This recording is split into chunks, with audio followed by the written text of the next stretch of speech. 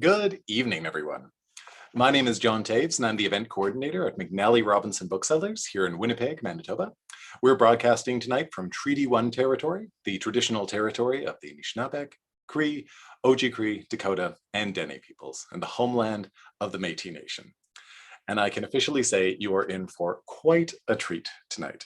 We have the pleasure of welcoming Dr. Jen Gunter virtually back to celebrate the publication of her new book, The Menopause Manifesto, Own Your Health with Facts and Feminism, published by Random House Canada. She'll be joined in conversation by her host, Jen Zoratti. And I'll introduce both of them in just a moment, but before I do, I just wanted to go over a few housekeeping notes for tonight. So, as soon as I'm finished here, there'll be a conversation, which will be followed by a Q&A. So if you do have questions for Dr. Gunter, please do feel free to put them in the Q&A box that you can find right at the bottom of your screen. Please keep in mind, just simply due to the number of people participating, we sadly won't be able to get to all the questions, but we will try to get to as many as we can. I'd also like to point out that just to keep the experience beneficial for everybody, if you could limit the questions to be more general than personal, that would be wonderful and just help keep everything flowing along. Feel free to chat amongst yourselves or offer any comments you might have in the chat, though our panelists won't be viewing the chat directly this evening, as it's very distracting to have a stream of text on one side. I will be sending that along to them afterwards, so they'll get to see all the positive things that you have to say. Finally, I will point out that copies of the Menopause Manifesto are available from McNally Robinson Booksellers. They are signed by Dr. Jen Gunter as well. You can access those by visiting us in person. You can call us on the phone, and you can order them online. We courier books locally in Winnipeg, and we ship locally, nationally, and internationally. So, without further ado, I will now introduce the panelists for tonight. Host Jen Zoratti is a Winnipeg Free Press columnist and the author of Next, a weekly newsletter looking toward a post-pandemic future. As a member of the Arts and Life department at the paper, Jen writes about how we live and the things that make life worth living. A fourth-generation Winnipegger, she lives in the city with her husband and dog. Dr. Jen Gunter, Winnipeg's own Dr. Jen Gunter, is an obstetrician and gynecologist with nearly 3 decades of experience as a vulvar and vaginal diseases expert. She is the author of the #1 national bestseller, The Vagina Bible, and has been called Twitter's resident gynecologist, the internet's OBGYN, and a fierce advocate for women's health. She writes 2 regular columns for the New York Times called The Cycle, monthly, and You Asked, weekly, and has written for a broad range of outlets, from academic publications to The New Republic, Chatelaine, Self, The Cut, and many, many more.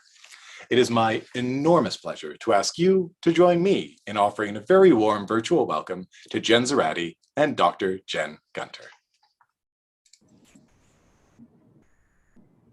Thanks, John. Okay, did I unmute my... You're good. Hello. Hello. Hold on, I'm having a screen. Okay, we are good. We're in business. I can hear you. You can hear me. I can hear you. Yes. Can you see me? I can see you. Can you see me? Good morning. Yes, I can see you. I always love virtual events. I know, right? There's that breath holding where you're like, did it work? But we're here. We're back together. So I'm sure many people who were participating tonight were probably at our Weston Cultural event. I hosted your book launch for the Vagina Bible. Had a great time. So thrilled to be doing this again. So to dive in, I know that when you were on tour for the Vagina Bible, conversations, whether they were with people, whether they were with journalists, inevitably turned to menopause. So tell me a little bit about that and kind of how that planted the seeds for the Menopause Manifesto. Yeah, so when I was on tour across Canada and also, in the States and New York, or when I was doing interviews, questions about menopause always came up. Not right at the beginning, but sort of towards, the middle of the question session. And they weren't questions necessarily about the vagina and menopause. And it was really stunning to me that once one person asked a question, how it sort of tended to open up floodgates. And saying, I was I was casually chatting with a journalist and I mentioned I was on an estrogen patch, and then that derailed the whole conversation. And that's all she wanted to talk about. And I just started thinking about, wow, maybe creating a safe space to talk about the vagina and the vulva created a safe space to talk about what was apparently like the last taboo in an aging woman's body. And then along the way, and I can't remember when it was specifically, if it was at an event or if it was a Twitter exchange, someone told me that menopause felt lonely and that there was no culture of menopause. And I really thought a lot about, like, what does that mean? And I thought, I bet people don't know the origin of the word. They don't know how we've thought about it historically. They don't know why we have it. And so I wanted to do more than just a self-help book about, this is what this is what happens to your bones. This is what happens to your heart. And obviously all that's in there. But I wanted to start to create a culture of menopause as well. So that's how the whole idea came about. I love that and I'm going to read a little bit because I love how much humor you put in everything. And so this is how the Menopause Manifesto begins, for those of you who don't have your copy. If menopause were on Yelp, it would have 1 star. This establishment has temperature-controlled issues, drenching heat followed by terrible chills, defies the laws of thermodynamics, would not recommend. Awful, awful, awful. Bleeding was scheduled, but was rebooked without notification, so arrived 3 weeks later. Well, I was in an Uber and I flooded the car. The driver gave me a terrible review. The sex was dry. And I think, like, you're right. Like, that is what I know about menopause, as someone who's 36 and will take that journey eventually, but that's what I know about it. And so I wanted to talk about that culture idea and about the idea of building a culture around it, because I think unlike, getting your period, which is kind of marked as like a rite of passage. And even if it's not necessarily celebrated, it's a milestone. I don't feel like we talk about menopause the same way. Like, I feel like it's more like joining a cult. Like, what's going to happen? I don't know. It's secret. Like, what's happening? So tell me a little bit about that and your experience with that, and kind of why it's important we knock that off, essentially. Yeah, no, you're exactly right. So, there's Judy Bloom for puberty. There's bar mitzvahs. There's confirmations, there's quinceañeras, there's all kinds, so many cultures sort of have a celebration aspect to sort of puberty or coming of age. And even where it's not discussed at all, I mean, people mark the height of their kids on the wall. So there's some acknowledgement, right, of this change. And yeah, with menopause, it's sort of basically, it's all, fertility, fertility, fertility. Those are the things that we're telling, women in their late 30s, early 40s, and then nothing, no discussion. And yeah, so I wanted to be like, hey, let's come cross the Crimson Bridge. We need to have Crimson Bridge like cards or something, and parties, Crimson Bridge parties, because it's true. We only hear the bad things about menopause, and that would be like only hearing the bad things about getting your period, or only the bad things about pregnancy. And so I really wanted people to know that there's a vast experience that people can have. And that was one advantage of being an OBGYN, is I had spent, before I went through menopause, I'd spent more than 25 years talking with women. So I was aware of this huge spectrum of experiences, as opposed to just hearing the horror stories. Tell me a little bit about why you think that menopause remains such a taboo, shrouded in silence subject. Well, the patriarchy. I mean, it's as simple. I was going to say, what's matriarchy? I mean, the worth of, a woman is really boiled down to her, her ability to be a breeder and to fit into sort of this very narrow, sort of heteronormative, sort of, a very, very narrow physical description. It's, the narrowest possible description. That's your worth. And if you're outside of that, you're too fat or too thin, you're too tall, you're too short. You're always to be a woman is to be on the edge of a knife, never quite satisfying the demands of the patriarchy, right? And it's been like this since the beginning of time. I mean, as I mentioned in the book, I mean, the ancient Greeks literally thought women were inferior versions of men. Like, every cell was inferior. We were like, like, I don't know, the beta human. But even though all the stories have women coming after men, it's like, really? Like, you think we're actually the improved version then. So yeah, so this it's been steeped in our culture and steeped in our history since the beginning of time, and our laws, the way our society operates, everything has sort of operated around, you know, this purity culture, and the offshoot of purity culture is your only value is in reproduction. And it is not just because kind of as we've seen with cultural attitudes towards menopause, it changes, right? Like when you're young, it's like the purity thing, like don't get pregnant, like sex is dirty, like it's sort of like the, you know, virgin slut thing. But then when you hit like 50, and let's be honest, it's more like 40, you're expected to just like disappear into the mist, you know, like because you're no longer relevant to society. So it literally is just, pardon my language, but bullshit from beginning to the end. Absolutely.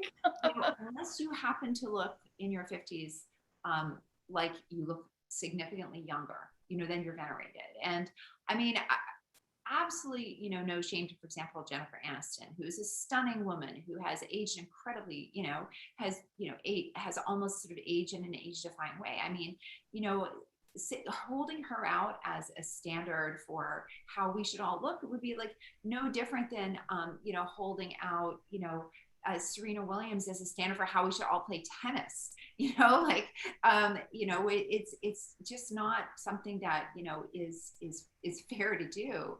And so I think we really have to sort of take a look at that. We have to take a look at the images that we see everywhere. I mean, for example, you know, in Forrest Gump, Sally Field was basically Tom Hanks' age when she was playing his mother. I know. Right? Like that's offensive.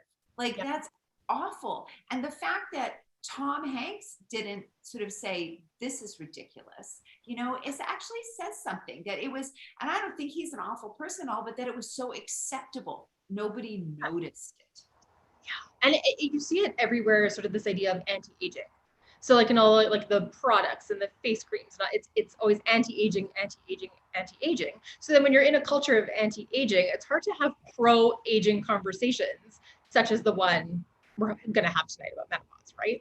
Yeah, I mean, imagine if we reframed it and said, it's not aging, it's it's not aging, it's not, pardon me, it's knowledge acquisition. Yeah. You know, it's experience acquisition. You know, this idea that, you know, we're all part of a society and we can change the sort of this ageism that's, you know, really sort of steeped in our culture. Yeah, I mean, like how many, you know, Harrison Ford gets to be an action star in his 70s and like literally nobody's batting an eye. Like, let's see, you know, Meryl Streep be an action star. You know, why not? Exactly. Helen Mirren is going to be in the Fast and Furious 9. I love it. Yeah, like so we need more of that, you know? Yes. Talked about sort of not feminism. We'll talk about feminism, but we talked about menopause and like, you know, puberty, menopause, those kinds of things as being sort of two sides of the same coin, even though they're not treated as much. So you talk a lot about menopause as being a planned change versus an illness or a disease or something to be cured. Tell me a little bit more about that and kind of where, I guess, the medicalization of menopause came about and how that happened. Yeah. So, well, the menopause, so the whole story that almost everybody has heard about menopause is a lie. So we hear stories. So many people here have probably heard the myth that, oh, menopause just exists because modern society women live long enough. And I would say, well, no one ever says erectile dysfunction exists because modern society lets men live long enough, right? So first of all, you have to say, who are we applying that sort of, you know, that grace, oh, we're extending you the grace of living long enough. I mean, also that erases all women over the age of 50 from history, which, you know, is pretty offensive. So no, you know, women in menopause don't exist because of modern medicine or modern society or sanitation. Our ancestral grandmothers have been around for, you know, millennia. And so the theory is, which is, you know, we've looked at menopause again with all this sort of patriarchal language. We say ovarian failure, we say loss of fertility, as opposed to, as you said, a planned end. So it's called the grandmother hypothesis. And what the data tells us is that grandmothers actually had great value to society, especially to their own family unit.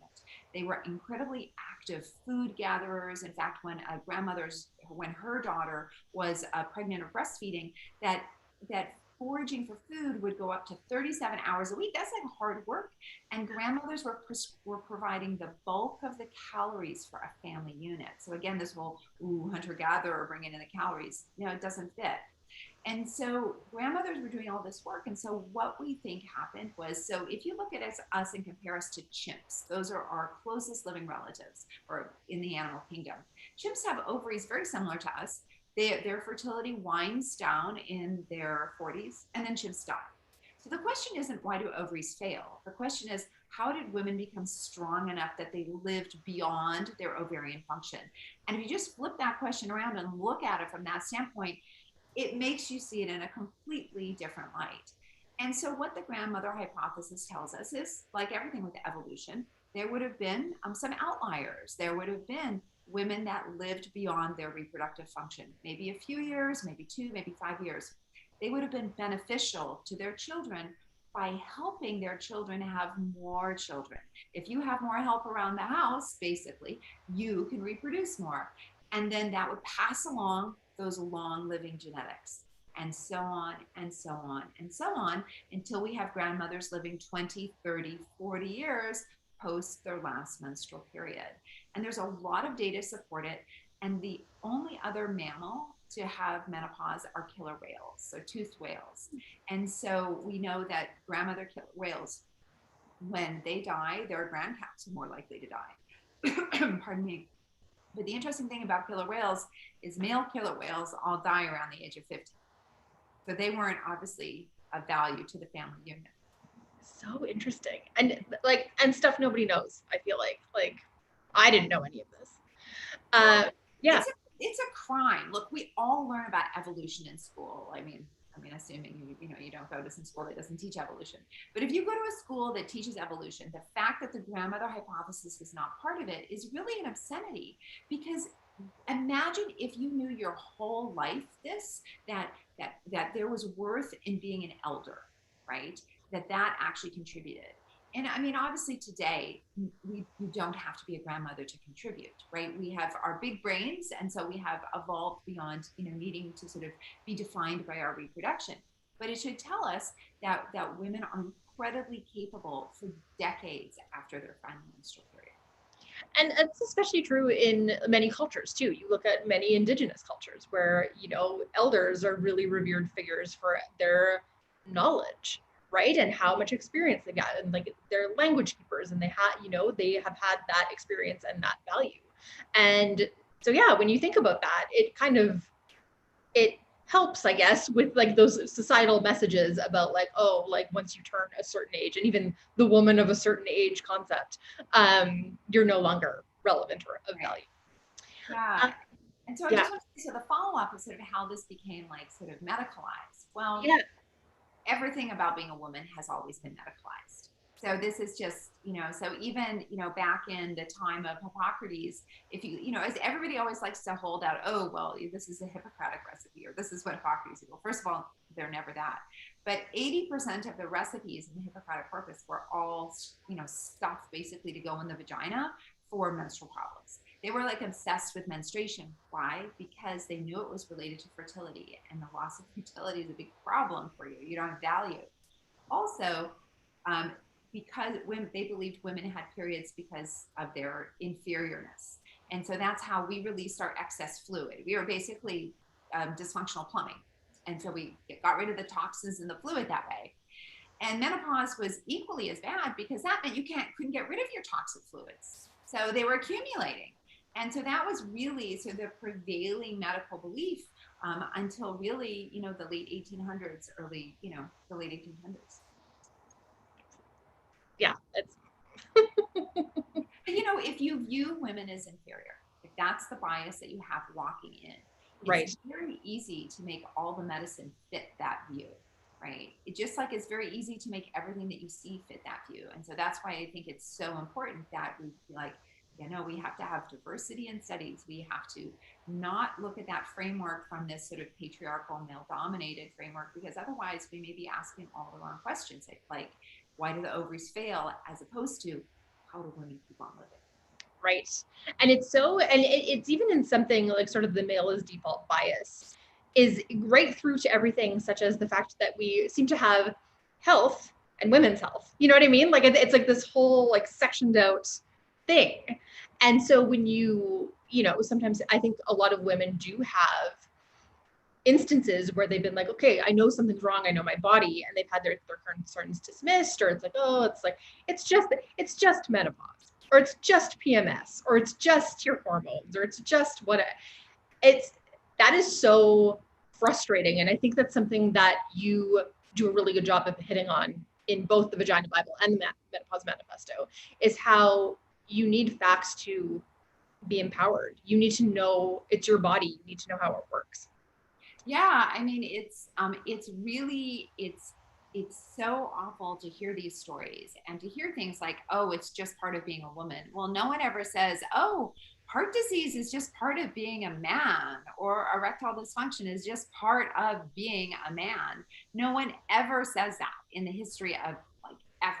So, I think that we have to really erase that kind of thinking from our lexicon and say, if you have symptoms, then we need to, work through it and then go from there. And and so changing the language is I think part of that. There was a line that you had in the Menopause Manifesto that really stuck out to me. And it was when you were on that transatlantic flight and your period was like, hi, I'm back.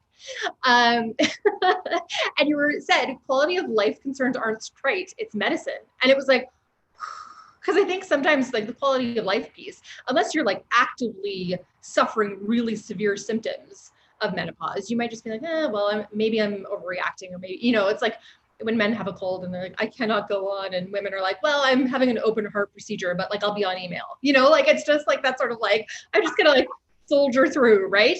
So I love that, because if things are affecting your quality of life, that's important too. And I think we just have this sort of idea that we're like, oh, well, the sweating and the hot flushes are a real problem for me, but it's just menopause. So I'm just gonna shut up and feel, right? Yeah, I mean, no one ever says that, erectile dysfunction's, not a important thing, right? Like so I hate getting back to that all the time, but it's just, the stark comparison. Yeah, I mean, a lot of medicine is about addressing symptoms, and not everything is about, immediate sort of, life or death, or, it's about easing life and making life easier. And I think the other really important thing though about symptoms is not only do they matter if they're bothering you, but many symptoms of menopause actually are risk factors for cardiac disease. So if you're someone who's got multiple symptoms like hot flushes and vaginal dryness and lack of sleep and all this, you have a higher risk of heart attack and stroke than someone who doesn't. And we don't quite understand why. It could be just a correlation. It could actually be the same thing that's happening in your body that lets you have symptoms is also the same thing that produces heart disease. So we don't quite know, but that's another reason why it's important not to brush off symptoms, even if your symptoms are not bothersome to you. You want to actually also tell your doctor. And that was something else that I noticed in the manifesto as well. Just sort of that, basically, we don't talk about heart disease enough with women, even though heart disease, I think, kills women more than anything, doesn't it? Like so heart disease is the number one killer of women. 1 in 3 women will die from heart disease. And I think that we erase women from that for several reasons. One is, it's true that when you're younger, the risk is higher in men versus women. So, in your 30s and early 40s, it doesn't mean it doesn't happen to women though. Secondly, it's completely less studied in women. So, we have less data, but women present with pain differently. So men are the ones that have the sort of the clutching, the chest thing, and that's much less likely for women. But you think about it, the way we experience organ pain has to be different because we're wired to deliver a baby. We're wired to sort of have a sort of a different, part of our visceral system, if you will. And then also, women seem to not get the same treatment standards. So even we have the guidelines, and many of them are really guidelines best fitted for men. But even if we're trying to follow those guidelines, women don't always get treatment. Women are less likely to get statins for heart disease. So, we have to push for this. We have to say these are really important. I think sometimes, the discussions about hot flushes or vaginal dryness take up sort of all the space, and they're super important. But it's also important to kind of make room for the other things that are potentially going to kill you. What are some of the, I have two of my questions, and then we have quite a few participant questions, which I would like to get to. But what are some of the biggest myths that you run into in your practice about menopause? So I think the biggest one is that, that we actually talked about, that menopause wasn't supposed to happen. A lot of people come in with that preconceived thing. And that is also important to debunk, because that makes people feel that it needs to be treated medically, right? That sort of leads into its being a disease. And it's not a disease. It's just a thing. There's no more disease than pregnancy is a disease, or being a man is a disease, for that matter. And so that, I think those are the two biggest sort of like cultural type of myths. But actual medical myths, I think one of the biggest things that surprises people is that symptoms start before their final period. That these irregular periods, or that periods are going to get heavy in their 40s. People are so shocked about that. I'm like, yeah, that's really common. It doesn't mean there's something abnormal. There could be, and you should be investigated, but it might also just be the menopause transition. And I think also too, a really big myth is that so-called bioidentical or compounded hormones are actually safer. And so there's a lot of misinformation about that. Compounded hormones most certainly are less safe, actually. My last question, then we'll go on to other questions. I know that a lot of your work has been online, like in your columns, in your books, has been really focused on separating facts from sort of what the wellness industrial complex does, which is profit off the insecurities of women. So I would imagine that the wellness industrial complex really comes out to play for menopause, just because there's something wrong with you, right? There's something that you need to fix or improve or whatever. So tell me a little bit about that. And I guess how having a book like the Menopause Manifesto helps ward against that, and sort of that misinformation from, wellness snake oil salesmen. So I sort of call it the pink gray tax. That wellness not only is going after women, but absolutely, this is an untapped market. And, wellness is, their number one product is supplements. And, so this is a huge problem. And I think that, many people like to think that there are natural options, and natural does not mean safer. This idea that natural is safer is really something people need to move away from. It does not at all mean it's safer. The best example that I can give people is the estrogen made by your ovaries is the same estrogen that gives you breast cancer and cancer of the lining of the uterus. There's nothing more natural than the estrogen coming from your ovaries, and yet it can cause cancer. So it's not about whether something's natural. It's whether a dose does what you want. It's whether something safe and effective. So if you think about supplements are untested pharmaceuticals. That is what they are. And I would encourage everybody to think of them in that way. These companies are making millions, sometimes billions of dollars. They are not turning any of it into research. And so when you're taking something that is essentially untested, it is buyer beware. Supplements are the number one cause of medication-related liver failure. Many of them have serious drug interactions. Some of them are adulterated with actual real hormones. So you could be taking an ovary support formula and feeling better because you might actually be getting estrogen, which you shouldn't be. And sometimes they're adulterated with toxic substances. So, this is really very much buyer beware. And I think that the wellness industry is no better than the people that made thalidomide, or the people that made diethylstilbestrol, DES, or the people that made the Dalcon Shield. We should not assume that something that is untested is safe. And I feel that given this history of these products, more of them made for women, that have been harmful, that the supplement industry we should assume that they are like that, because they have the opportunity to prove they're not. They have the funding, they have the opportunity to do it, and they have not done it. So what are they hiding? Okay. So many questions. I mean, if you really wanted to help people, you would prove that your product contained what it claimed and it's safe and effective. Well, and that's right. And I mean, we had talked about this before with the Vagina Bible too, where it's like, they're not regulated. So you could be technically taking a capsule of like dirt from out back, like, you don't know. The thing is they also take medical terms and they twist them. So for example, with vaginal products, they know it can regulate your pH. Well, it's not possible. You can't possibly do that. With menopause, they talk about, supporting your ovaries or regulating your hormones or balancing your hormones. Like, hormones are never in balance. That's like not a thing. And so they're capitalizing on terms that people might have heard, and then sort of adding, sort of words like natural or pure or organic. Balanced. That's another big, They use what are called God words in rhetoric. So when you hear like a word like imbalance or natural or organic, you automatically assume that's a positive and you fill in the rest of the sentence. They don't have to tell it to you. Yeah. And so, so it's a very old advertising.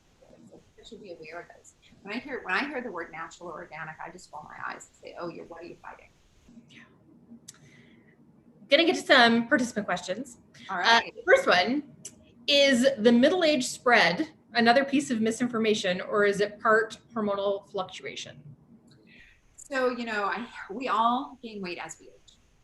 Aging is associated with weight gain, and it's primarily related to loss of muscle mass. And during the menopause transition, there can be, for many women, an accelerated loss of muscle mass. So that is why the best thing that you can do for your menopause is actually start not only weight-bearing exercises, but actually working out with weights and resistance training, things that stress your muscles. So that can help actually sort of soften that cushion that sort of change.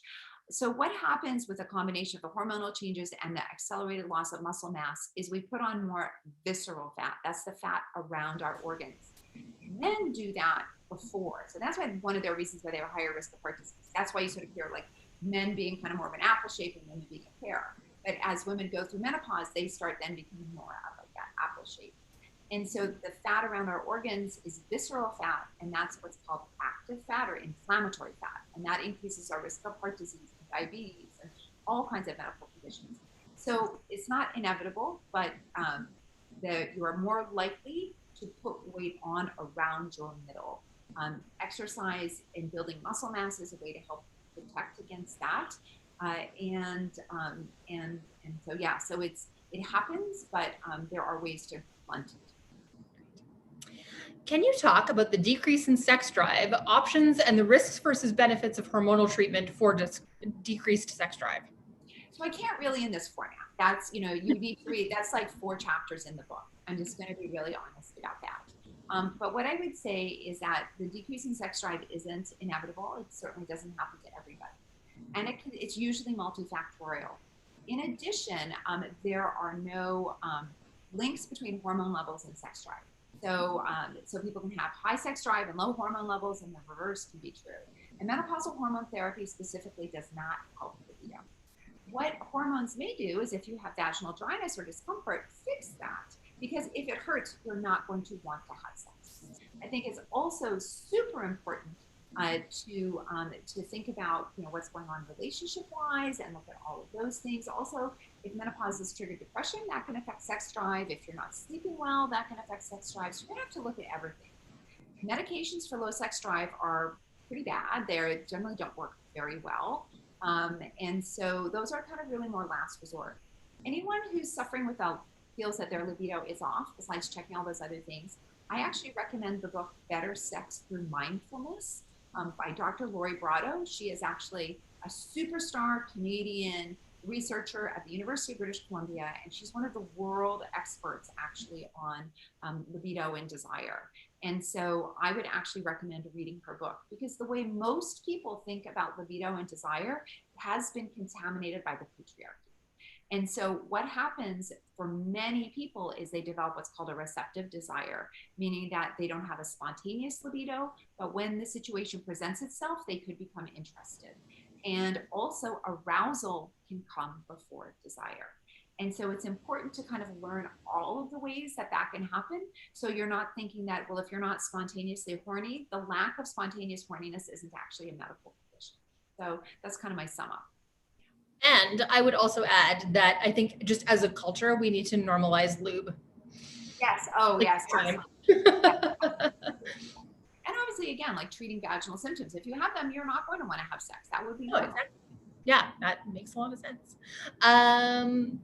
This one's on night sweats, and if there's a way to manage them, because constantly interrupted sleep is exhausting. Yes. So menopausal hormone therapy is the #1 effective treatment for that, but some of the other medications for hot flushes can also be very useful, which are some of the antidepressants and a medication called gabapentin. So there's several different options. Cognitive behavioral therapy is also effective for hot flushes, but probably going to be less effective for night sweats in general. So there's lots of different options to try.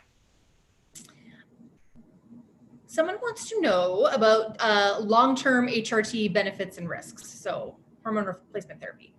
Right. So menopausal hormone therapy, so again, there's several chapters dedicated to that in the book, and sort of summing that up is hard in a sort of one or two sort of sentence format. But what I can say is that you have to have a reason to take menopausal hormone therapy, and so hot flushes, mild depression, maybe really severe joint pain, you might want to try to see what's helpful for that, and prevention of osteoporosis. Those are kind of the main reasons to prescribe it. You have to be less than 10 years from your final menstrual period or younger than 60. If you're older than 60 or more than 10 years from your final menstrual period, then there's an increased risk of Parkinson's and dementia. Transdermal is the safest therapy, and compounded therapies are generally considered less safe. You shouldn't take those. So from a pharmacy, a standard pharmaceutical product. The risk of breast cancer is the biggest risk associated with any hormones, and that risk is about 6 to 8 per 10,000 per woman per year. For people who are at lower risk of breast cancer, if you are at higher risk, that might be different. And if you're on it very long term, that risk might increase a little bit. So that's kind of the rundown in a nutshell. And we all make risk decisions about what works for us. The risk with with menopausal hormone therapy is about the same risk of having a glass of alcohol a day, and so you have to put that in perspective. When should a woman get off the pill? As I understand, it interferes with the menopause process. It does not interfere with the menopause process. So you will go through menopause, you will just not have symptoms. So there's a difference. So it's not like it's going to delay it and then menopause is going to happen afterwards. It doesn't stop the changes. What it does is stops the symptoms. And so, it will control your abnormal bleeding. If you have those, it can prevent hot flushes. It will keep protecting your bones. And so when you should go off of it will depend on your underlying health. So people who have cardiac risk factors, people who are smokers, there are some people who shouldn't be taking it over the age of 35, people who have blood pressure, things like that. And that's the pill with estrogen. The pill without estrogen is a different story. So when you should stop, it would depend on your individual risk factors. What are some of the symptoms of menopause that you might be worried about, and your risk of getting pregnant.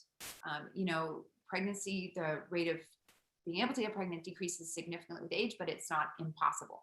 So people need to, if you're someone having sex once a year because you don't have a regular partner and you're partnered with someone who, doesn't live nearby and you're in Manitoba and you're on lockdown. So, that's not something that's going to happen for you versus someone who has sex, every 3 or 4 days. Your pregnancy risks are different. And also how badly you do not want to be pregnant, right? What would that, and that's different for everybody. And so when you would stop will kind of depend on a combination of all of those factors.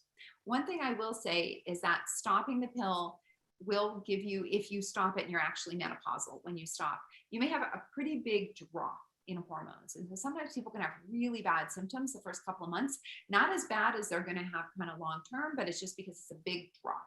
So sometimes some people like to do 2 or 3 months of menopausal hormone therapy as kind of like a step down. So they can kind of not have that big drop. They can kind of step down, and then they can decide if they want to, continue the MHT or just stop it. This one is another question about vaginal dryness. Probiotics versus hormone supplements. Are either of these significant in the treatment of extreme vaginal dryness? So probiotics won't help vaginal dryness at all. So that's not something that would work. Vaginal dryness can be treated with over-the-counter moisturizers, and there's ones that contain high hyaluronic acid, silicone, and also water-based. Generally, the silicone and hyaluronic acid tend to perform better. There aren't any hormone supplements. There are hormonal medications. And so there are vaginal hormonal medications, vaginal estrogen, and also a pharmaceutical called DHEA. And both of those are highly effective for treating vaginal dryness as well.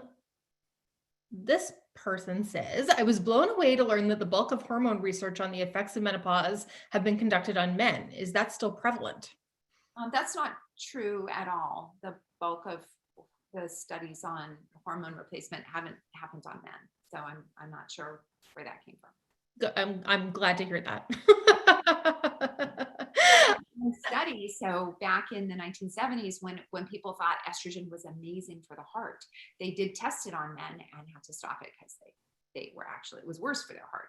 So yeah, but no, the bulk of the studies, there aren't any studies on it. This is about bleeding. Is a change in menstrual bleeding, heavy bleeding when it was always light, is that a sign menopause is close?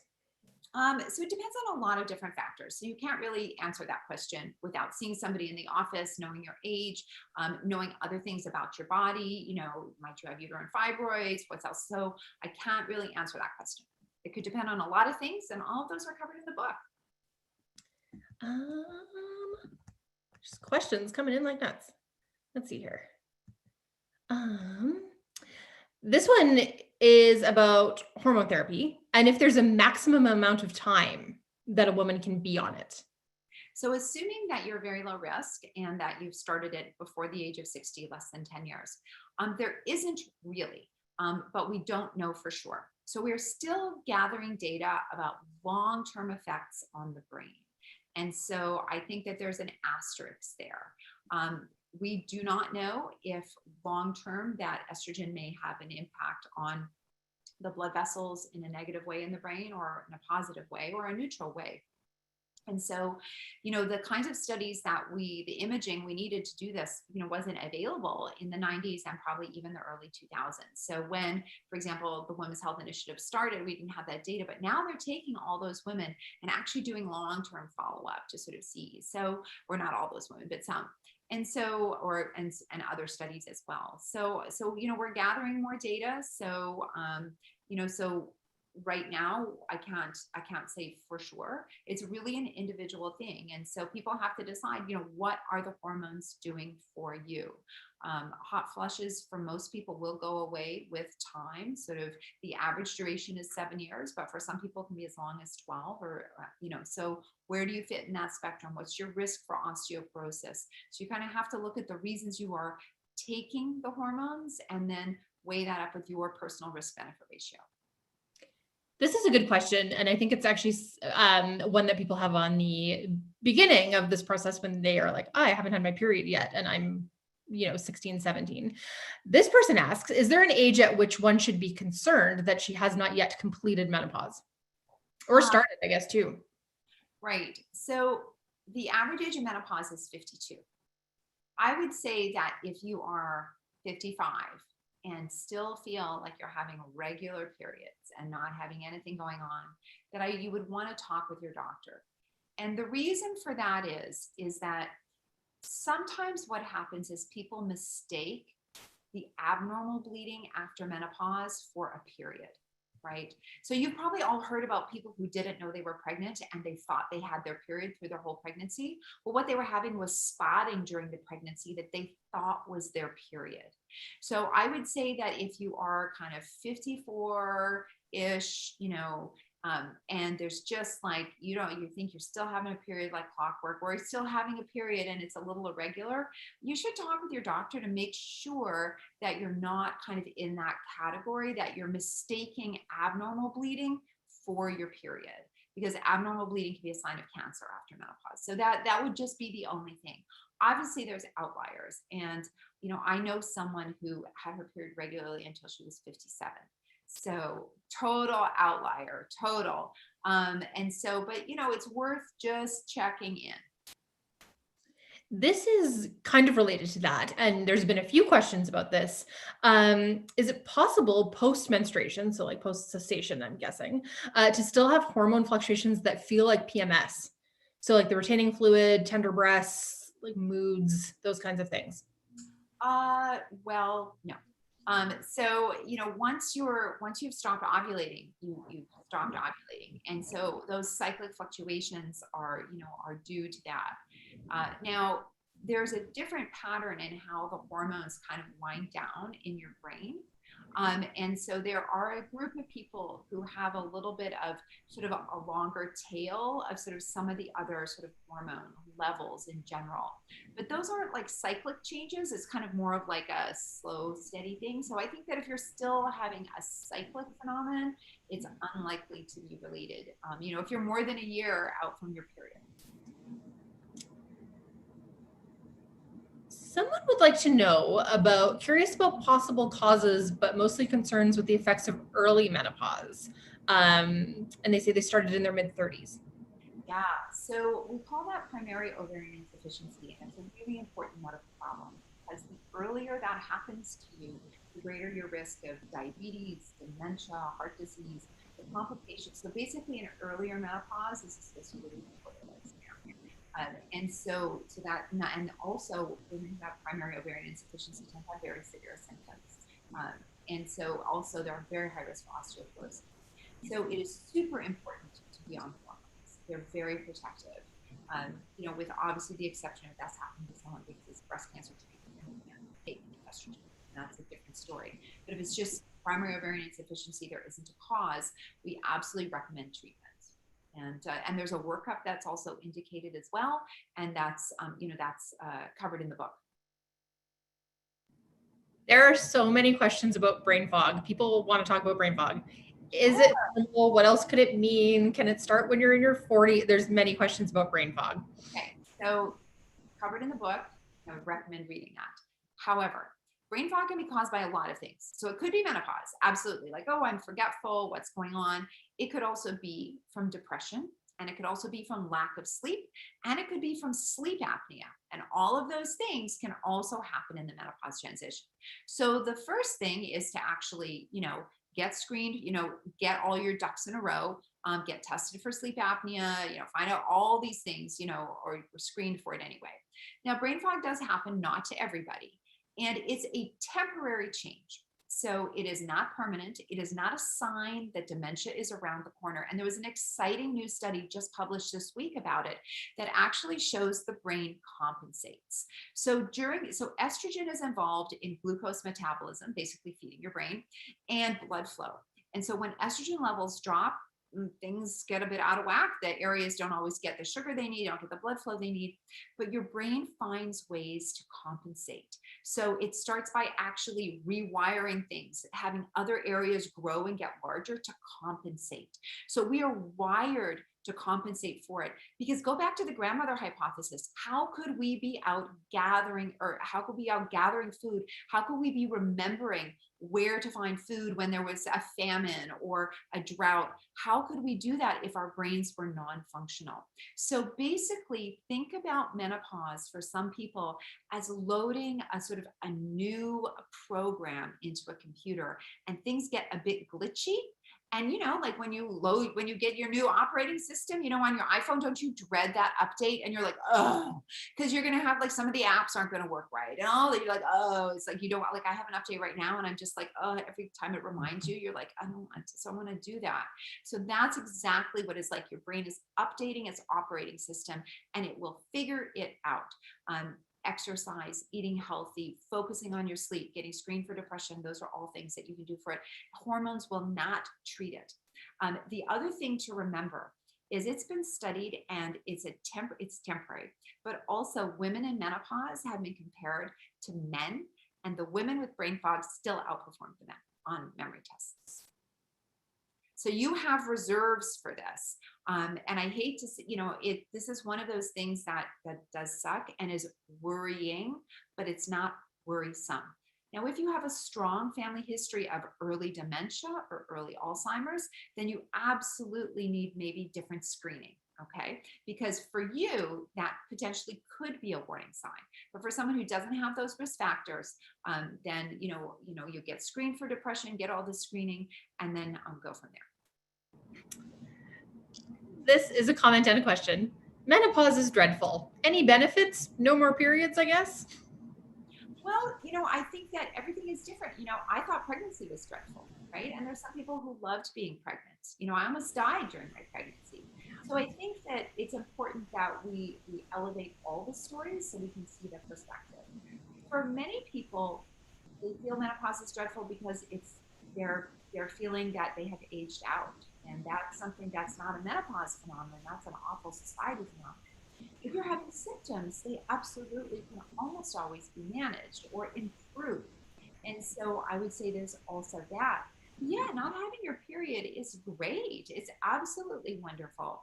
Not, I used to have terrible period diarrhea. Oh my God, not having to have that is great. 18% of women have that, right? So, and I think also too, this idea that, that you're not, for people who want to have kids, that you're not, there's not like that worry about, if you partner with men, like getting pregnant or, how are you going to deal with that? So, yeah, and I think the more that we can tell people that there is value, they have value as they age, I really think we have to start celebrating, the aging process, because it's not an aging process, it's a knowledge gathering.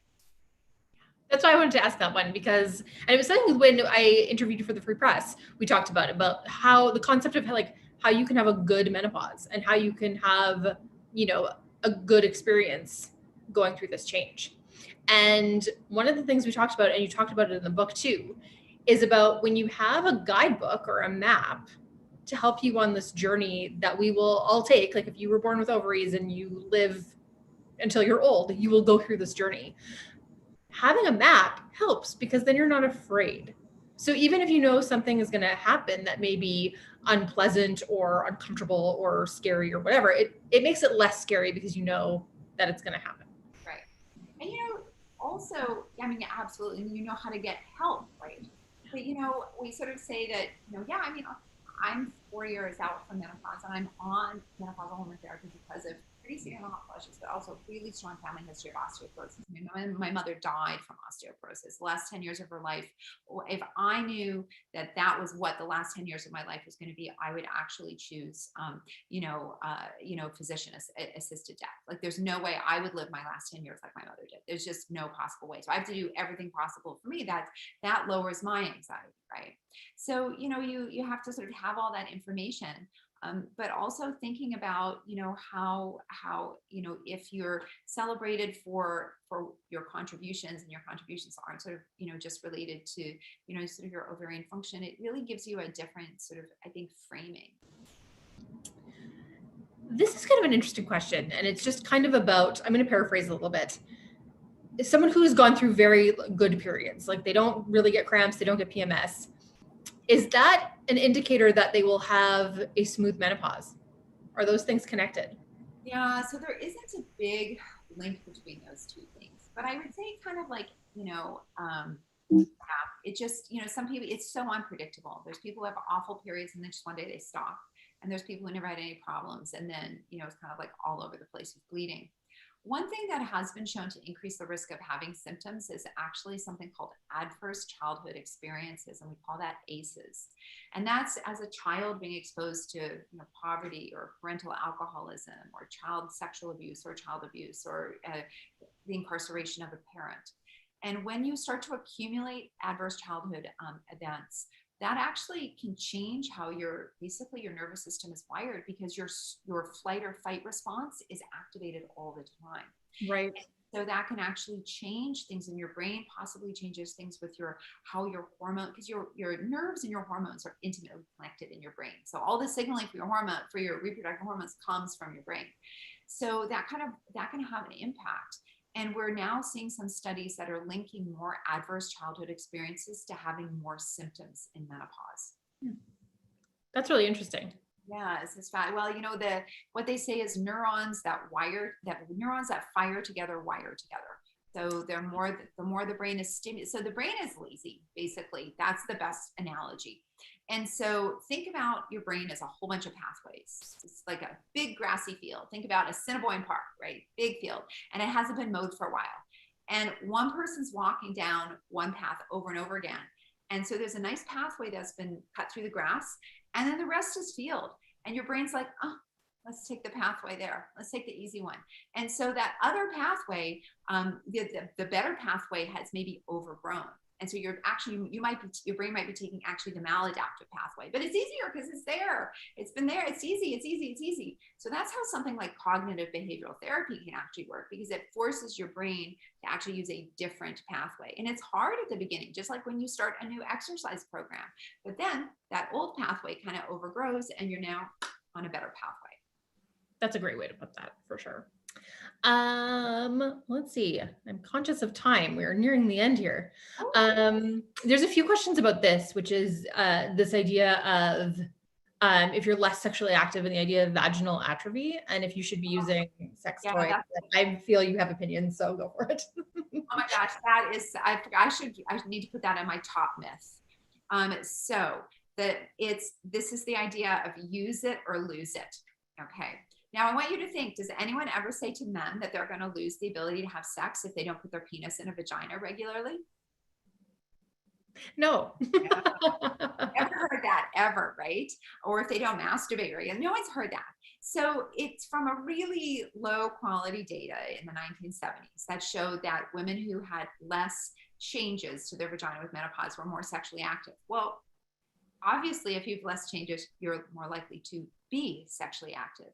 In addition, economic factors can affect your age of menopause. So if you're married, you're more likely, because think about the pandemic, who suffered the most? The people that suffered were single, a single mother was more likely to suffer than someone who had another person providing an income in their family. And income is a huge socioeconomic factor with health. So if you have a regular partner, because in the 70s, you would have been married in that study to have a partner, right? So, or more likely. So you're more likely to also have a different socioeconomic status. So yeah, no, it's a total correlation. And there have been studies to show actually that there's not linked at all. So the penis is not going to keep the vagina in shape, like they wish. Oh man. Yeah, there was a couple questions about that. So again, but it goes to kind of show like that's the kind of stuff that we hear, right? And it gets repeated, and then through repetition kind of becomes fact, right?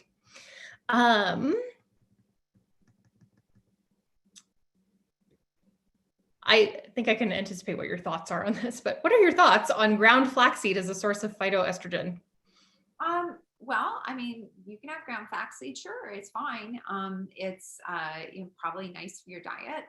It might be maybe good for your bowels, but it's not going to treat anything in menopause. So there have been a lot of studies that have looked at high doses of phytoestrogens and with no outcome change. So good for your diet, sure, but not really going to kind of help menopause. And then on the diet question, what are some things, and I know it's covered in the book as well, but some things that women going through menopause can think about, like to emphasize in terms of what they should be eating? Yeah. So here's some basics. You need to have 1,200 milligrams of calcium a day in your diet.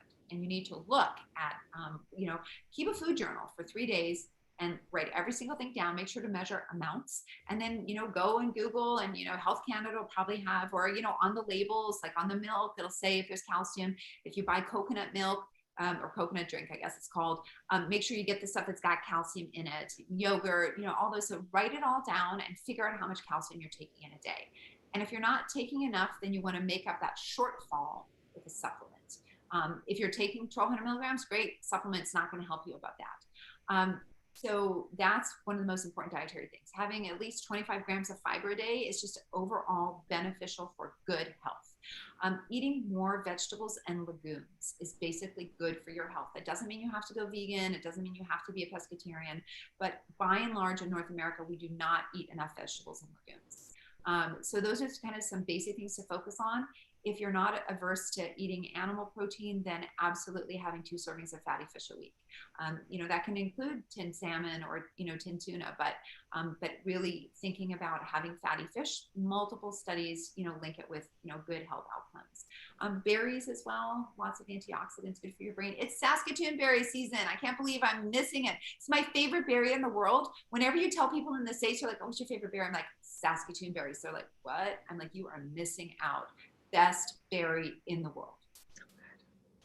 I also too I think people think calcium and they're like, oh, I gotta like gun the milk all the time, but like leafy greens have calcium in them, lots of sources of calcium. So you can do double duty on some of these things. It's not like you just like. And actually, I have a new podcast, Body Stuff, from the TED Audio Collective. And I want you all after this to go and sign up for it. Yeah, it's free, subscribe.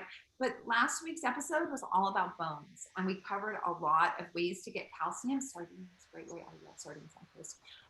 And so, yeah, tofu, like I said, coconut drink can have it added. But we also cover our really interesting co-evolution with dairy. It's really fascinating and all about bone health. So if you want to know more about it, check it out. So awesome. And I saw that season 2 of Jensplaining is also happening. Season 2 of Jensplaining is going to happen at some point when I feel it's safe to try. Yes, there's lots of ways to get information. So whether it's books, whether it's the podcast, Jensplaining, your column, Twitter, there's so many. All that. Do you like? When do you sleep? Like, I feel like sleep is overrated. No, I'm just kidding. I'm actually one of those people who is fine with about 5 hours of sleep. I really, it's a few days a week I like to sleep for 7 hours, but if I sleep for 7 hours every single day, I'm actually like, I feel more tired. So I just kind of let my body be my guide. But yeah, I don't know. That's like my hobby. I love to read about new studies and stuff. You saw how excited I was like, oh, there's a new study about the brain. Like super excited about that because I want to know this stuff. And I have a blog. It's called The Vagina with the J. On Substack. You can find it at thevagenda.com. And that's where I talk about a lot of new studies and new things. I write about, mostly reproductive health stuff, but with that kind of a heavy emphasis on menopause. Yeah, which is awesome. I think we probably have time for a couple more questions. Someone would like to know, do those who have surgical menopause have to be on estrogen replacement for the rest of their lives, or when should they stop? No, so it depends on your age, obviously. And so the younger you are, the more menopausal hormone therapy is recommended. So if you're especially younger than 45, you absolutely should be on it. In general, the recommendation is to take it to the average age of menopause, so like 51. And then you kind of make a decision at that point. Do you want to continue it long term or not? Then, who is the best to talk to about HRT? Your primary doctor or your gynecologist? Well, I think it's going to depend. It's really going to be provider dependent. So menopausal hormone therapy should be something that most OBGYNs are comfortable prescribing, but there's lots of internists and family doctors who are comfortable doing it as well. So it's probably going to be like, person dependent. And there's been a couple questions about heart palpitations in menopause and perimenopause, and if it's normal, what people should be concerned about. So it's definitely described. So definitely cardiac symptoms happen. And they can also be associated with hot flushes. And that's actually can make it really difficult to figure out what's going on because you can get sweats when you're having heart palpitations. Anxiety can also do heart palpitations. And so it's a very, crazy overlap. You should always report it to your doctor because it is not possible to know if the heart palpitation you're having is just a menopause thing and not a concern, or if it's actually a sign of cardiac disease. Because obviously, as we age, the risk is increasing. So it's super important to check out with your doctor and to kind of keep an eye on it that way. But you should absolutely be reporting it. And then if you have a thorough workup and nothing's there, then it's probably related to menopause. But keep in mind that's one of those symptoms that increases your risk of having cardiac disease later in life. You remember I mentioned earlier that if you have multiple symptoms in menopause, your risk is higher. Heart palpitations is on that list. So you just want to be super vigilant about getting your blood pressure checked, getting your cholesterol checked, getting your diabetes checked, and making sure that you're exercising on a regular basis. I know people always want to talk about hormones for menopause or this or that, but the single best thing any person can do for their menopause is exercising, including doing sort of weights and resistance training. That is the single biggest bang for your buck, besides quitting smoking. That would be the biggest bang for your buck, would be quitting smoking. And I know that, and this is sort of like this other holdover too from, how we're culturally conditioned, but like weight bearing exercises in women. So it's like, oh, I don't want to get bulky. I don't want to, you're not going to muscles. If you were, that's okay too. But I think there's an aversion to that. And yet it's so helpful for so many, especially lifting heavier weights too. Yeah. So I used to, I'm a big But, you know, I used to be really, really active, like with boot camp, and so doing a lot of resistance stuff, because you can really build a significant amount of muscle mass just using your own body weight, or using like, you know, like a 20, 30 pound kettlebell, that kind of thing. But actually I slacked off, you know, during the pandemic. I mean, who didn't, right? And of course, all of a sudden my body shape changed and everything went to my middle. I was like, what the hell happened? Which is aging and the protective effect of exercise that I lost. So actually I'm working with a trainer now, and I'm actually working on, my goal is to actually get up to be doing some pretty significant weights. And I have a goal of being able to do a chin up by the time my next birthday comes around. I love that. I have also been really into the weightlifting, and I find that it just helps with so many things. Yeah. Just like being stronger just helps you move through your day, right? Like it really helps with so many things. Yeah, that, like, you know, I used to work out at a gym, but I was always intimidated at the weight section. And I think that's a huge problem. We have such a disservice that, you know, we go and it's sort of like this dude area. And if you're not picking up some like 100-pound weight, like, why are you even here? And, you know, I really feel like there aren't enough spaces for women to sort of exercise in ways that could be really good for their bodies. And so I'm sure there's gyms that don't have like dude bros that are, you know, that are bothersome. But yeah, so that's something to think about, is to really think what you can do. And even, you know, you're not going to get like big really requires a significant amount of not only effort, but also increasing your protein intake and other types of. And we are in the era of home workouts. So I feel like now's the time to experiment. Like, if you just get yourself some dumbbells and try it out, you know? This one's interesting. Perimenopause, myth or fact? No, I mean, absolutely. So it's called the menopause transition. And those are the years leading up to your final period. And that's when you have the most sort of hormonal chaos. And so you can have high levels of estrogen, low levels of estrogen, low levels of progesterone, you know, big breaks, sort of some months close, some months far apart. You know, I mean, many women have their worst symptoms during that time.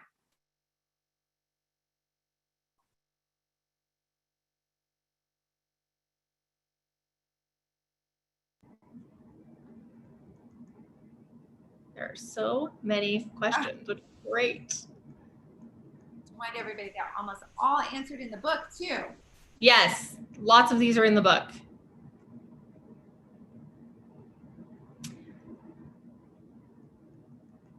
Is there a genetic component to those who experience difficulty with menopause? So like, say your mother had a difficult menopause, would you have a difficult one? We don't have data on that. And I think it's also important to remember that, you know, the problem is also, you know, if you are around somebody, so if you dread menopause, you may be more likely to have bothersome symptoms. Because if you're worried about it, if expectations affect our experiences, they do. That doesn't mean it's in your head, but expectations change the chemical signaling that helps us decide those pathways in our brain. And so it would be hard to kind of separate those things out. So I don't really have the data to say. We think that menopause is probably more affected by environment than genetics. And so, you know, the environment in which you grow up and all of those things are different from the environment your mother grew up in, right? So hard to know for sure. I wouldn't look to your mother as a mirror.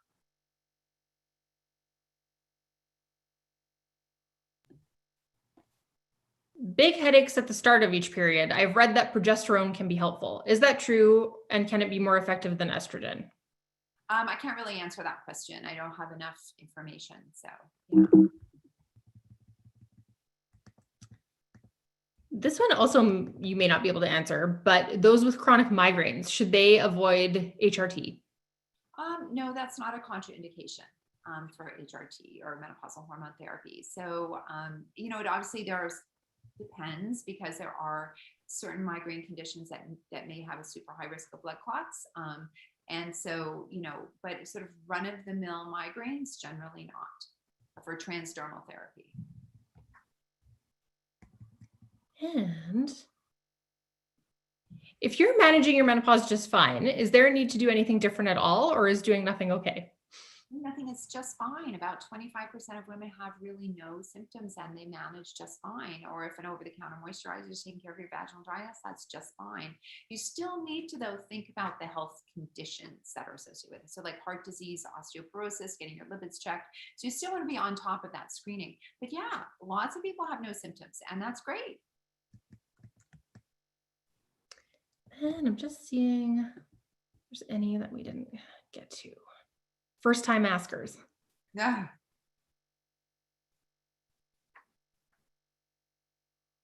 This is kind of related to the diet and exercise question. Mitigating the threats to brain health, heart health, bone density after menopause without hormone therapy. It's diet and exercise, right? Diet and exercise are really the biggest things. Those are the biggest bang for your buck. There's no supplements that are gonna prevent any of those things. Quite a few questions about joint pain, which we kind of talked about, and if menopause causes it, or if it could be an indication of something else, such as osteoporosis. Well, no, joint pain is not typically a sign of osteoporosis, but joint pain during the menopause transition is definitely described. Many women report it. But it can also be caused by other things. And so, like I said, you never really know when something's developing, is it menopause or is it something else? So I would say that if your joint pain is bothersome enough, then you should see your doctor, because you know what? People can also develop rheumatoid arthritis as they age. They can develop, lupus, they can develop other medical conditions. And there isn't any other way to tell except, by seeing your doctor and getting an exam. I'm going to ask one final question, and then I think we're going to wrap it up because I'm conscious of time and gone a little over. But I wanted to ask, through your research, obviously you're a gynecologist, so you know about menopause, but in terms of putting together the Menopause Manifesto, did you learn anything that you A, didn't know before, or B, surprised you? Well, I didn't know how big the data supporting the grandmother hypothesis was, like how much there was. Like I'd heard it mentioned, but I didn't actually appreciate like how much work had been done. And so that was a little bit of a surprise, and it was amazing. I didn't know, the origin of the word menopause, right? So I didn't know it was named by a French dude 200 years ago who, was otherwise contributed nothing to the field. And as you'll read in the book, the pause is not a temporary pause. It's so he came up the word menopause from menes, for a month, or menses, and pausi, which is Greek for cessation. And so he called it menopause. And so in French, that was la menopause.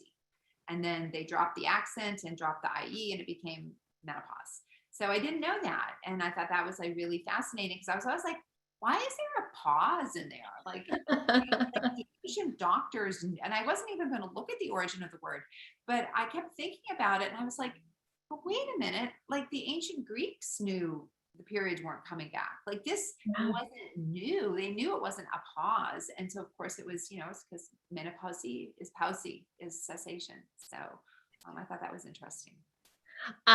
This was great as usual. It was so nice to do Jensplaining ×2, Jen squared. Always nice to talk to you. Exactly. Thank you so much for those who participated and sent in great questions. There was so many more questions than we could even get to, but I promise you that they will probably be answered in this guy right here, which of course you can get at McNally Robinson. Thank you so much to John. Thank you to McNally, and thank you to Dr. Jen Gunter for being here tonight with us. Thank you so much for having me. I wish we could have done it in person. We had so much fun in our biker jackets and our jeans. I know. We're at the West End Cultural Center. Is that right? Yeah, it was so much fun. I think it was pouring rain too, if I remember. It was. Yeah, I think and still it was packed. I think there was like 400 people there or something. So it was. So you'll just have to write a third book, I guess. And yes, I'm working on it now. So. Oh, that's exciting. Yeah. So hopefully I'll be back in 2 years. Awesome. Well, I look forward to seeing you there again. Thank you so much. And thank you to everyone for participating tonight. Thank you. And thank you so much. Thank you so much for hosting, John. Oh, no, thank you so much. I'm going to keep the gratitude going for just a moment with some final housekeeping notes. So again, thank you to everybody there, for everybody here in the webinar, for all your questions, all your comments throughout the evening. This recording will be available on our YouTube channel, so feel free to check it out there if there's anything you missed or any notes you might like to make. But as mentioned, so much of the information is in this wonderful book, The Menopause Manifesto, of which signed copies are available at McNally Robinson Booksellers. So please do visit us, call us, order the book online. We'll make sure that one gets into your hands. Also, don't forget to read the agenda, subscribe to Body Stuff, and of course, look forward to the next season of Jensplaining as soon as it is created and unleashed upon the world. But please join me one final time in offering virtual applause to our wonderful host, Jen Zoratti, who is to my left on my screen, and of course, Dr. Jen Gunter. Have a wonderful evening, everyone. Thank you again. Thank you.